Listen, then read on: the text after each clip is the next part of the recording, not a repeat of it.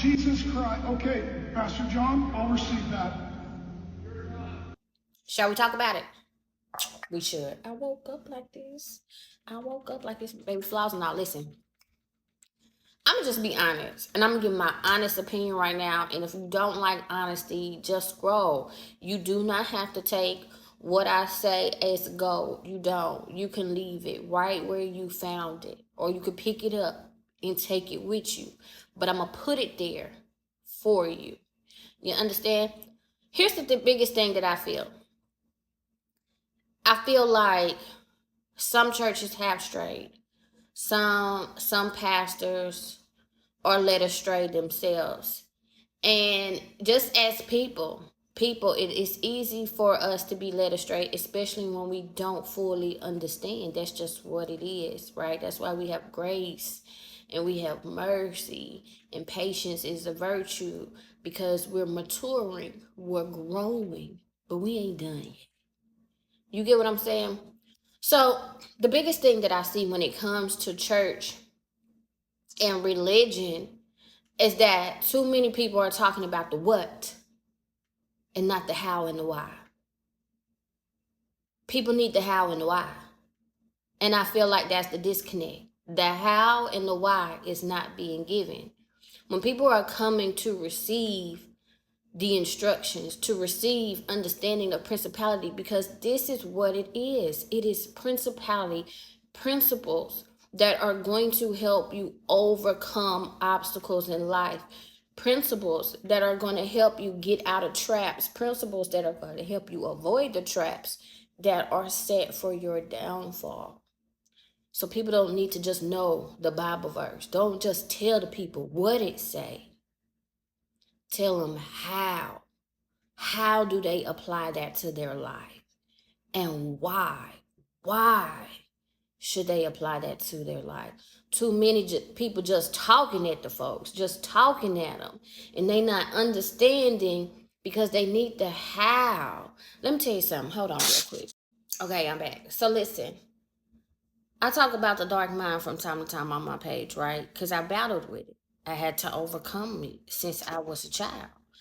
And one of the foundational principalities that really helped me overcome anger, vengeance, all those things was do unto others as you would want done to you, right? The golden rule. Now, where it's said in the Bible, I never really knew. I had to stop and Google. I think it's Luke 31. But it was a principality that was instilled in me, right? From the people before me, just from going to church and things like that. Do unto others as you will want done to you, right? It's basically saying, love thy neighbor as thyself. Mirroring image, right? Treat them how you treat yourself, which people do. Some people don't really love themselves well, so they don't treat other people well. So even they're still doing it. And that's why I try to tell you, you can't worry about how people feel about you, because you got to understand what they feel about themselves. And a lot of people need healing so they can operate in that correctly. Anyways, back to do unto others as you want done to yourself. Well, my mind would play out some sick, dark stuff. Baby, talking about vengeance, talking about doing something ill. How you questioning, does the devil live here? Because the devil is alive. What is this? Right? Made me question my own self. I would hear this voice when I would see it playing out. Oh, I could just do X, Y, and Z. And it would play out. And I would hear, now, would you want that done to you? Absolutely not. I would not want to be done that way. And so I wouldn't do that to other people. Everybody struggles with things, right? And your mind can come up with some of the craziest things. And some people will play those out. But the biggest thing is, would you want it done to you? And my answer was always no. And because my answer was always no, I didn't do it to people. No matter how much I may have wanted, no matter how much vengeance or anger was in me that was coming up with these crazy things that I could do, at the end of the day, I would never want nobody to do those things to me, so I didn't do them. That is how that golden rule really helped me, especially in my youth. That and the love I had for God. Because I love God, I tried to stay within those parameters. Anyways, back to the principality. The people know that they need to know the how and the why. How can they implement these things in their life? Why should they? How would they benefit them? And that's what testimonies are for. Tell the people, oh, I was struggling with this, and this principle from the Bible really helped me out, and this is why. People need to know how to implement the principality, not just you constantly telling them. Like when the man pulled out the Bible verse and he said, criticize in private. My mama taught me that about managing people. She said if you publicly embarrass them, you will not get what you want. But if you privately talk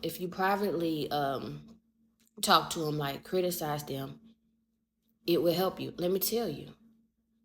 There was a time that I was called to go to this church a few years ago, and I knew it wasn't like anything good. It was something that I needed to see, right? And I went into this church, and I'm just gonna be honest. I did not feel the Spirit of God in there whatsoever. I really didn't. I know what was in there, but God also wanted me to see what else was in there. He had me concentrate on this elderly, sick person. And when I say elderly, they weren't that old, but they had some issues and you could see them.